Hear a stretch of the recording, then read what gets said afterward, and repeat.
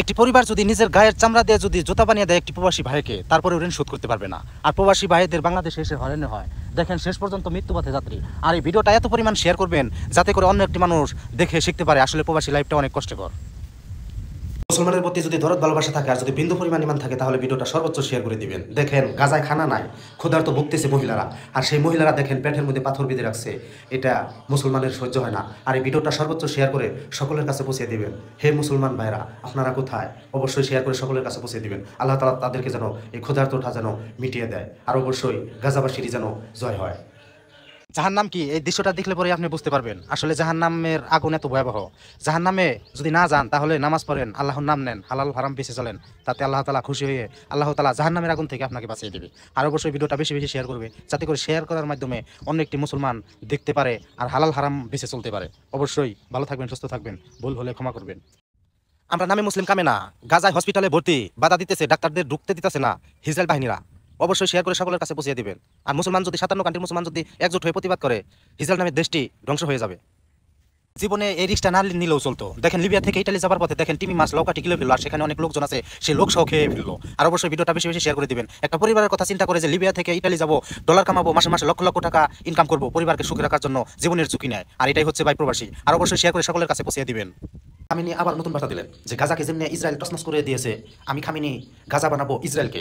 আর অবশ্যই মুসলমান ভাইরা ভিডিওটা বেশি বেশি শেয়ার করবে। নতুন করে আবার ব্যালিস্টিক মিসাইল মারলো ইসরায়েলে, সেখানে অনেক ক্ষয়ক্ষতি হয়েছে, আর অনেক বিল্ডিং ধসে গেছে, আর অনেক নিহত হয়ে গেছে। আর অবশ্যই ভিডিওটা বেশি বেশি মুসলমান ভাইরা আপনাদের দায়িত্ব কপি লিঙ্ক করে সকলের কাছে পৌঁছে দিবে। কি চান যে কবরে আযাব হোক? আপনি কি চান যে কবরে আমার সাপ এসে ঘেরাও দিক? মৃত্যু তো একদিন হবে, তো কবরের আযাব থেকে মুক্তি পাওয়ার দোয়া, আল্লাহুম্মা ইন্নী আউযু বিকা মিন আযাবিল কবর। আলহামদুলিল্লাহ, সত্যিকারের মুসলমানরা ভিডিওটা বেশি বেশি শেয়ার করে দিবেন যাতে করে এই দোয়াটি পড়ে আল্লাহ তাআলা এই কবর আযাব থেকে মুক্ত করে দেয়। যে রাশিয়া ইরানের সাথে বিমানি করছে, আর দেখেন সাথে সাথে আল্লাহ তাআলা দেখেন গজব নামিয়ে দিছে। শেষ পর্যন্ত দেখেন ভূমিকম্প রাশিয়াতে, দেখেন বিল্ডিং ধরছে, রাস্তাঘাট ধরছে, চুরমার হয়ে গেছে। আর এই ভিডিওটা সকল মুসলমান ভাইরা ভিডিওটা বেশি বেশি শেয়ার করে সকলের কাছে পৌঁছে দিবেন। আল্লাহ তাআলা যেন সাথে সাথে জবাব দিয়ে দেয়। সবাই ভালো থাকবেন, সুস্থ থাকবেন, এভাবেই যেন মুসলমানের জয় হয়।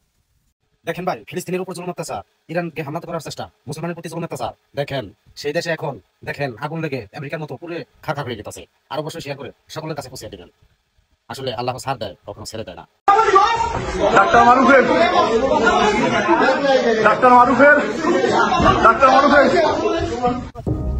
বাংলাদেশে যত নেতা ফেতা আছে তারা সবসময় পরকীয়ায় জড়িতই থাকে। আপনারা কাকে ভোট দিয়ে উঠাইবেন?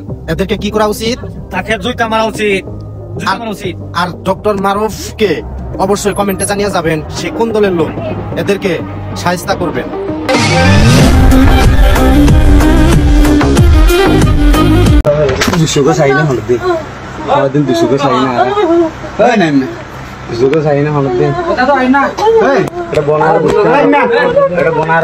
ভাত খাইলে যেমন ভাত পড়ে, আর তোদের মতো লুচ্চা হুজুরের কারণে শত শত লক্ষ লক্ষ হুজুরের বদনাম।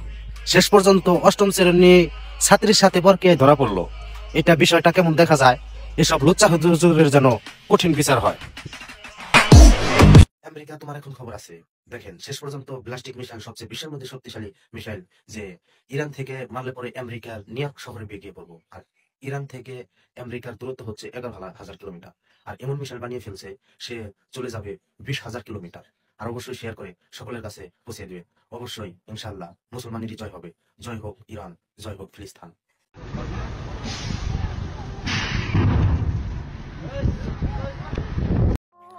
শেষ পর্যন্ত গাজাবাসীর দানের টাকে আগুন লাগিয়ে দিল ইহুদিরা। ইহুদিরা আনন্দ উল্লাস করতেছে, আর 57 কান্ট্রির মুসলমান ঘরে বসে বসে আঙ্গুল চষে।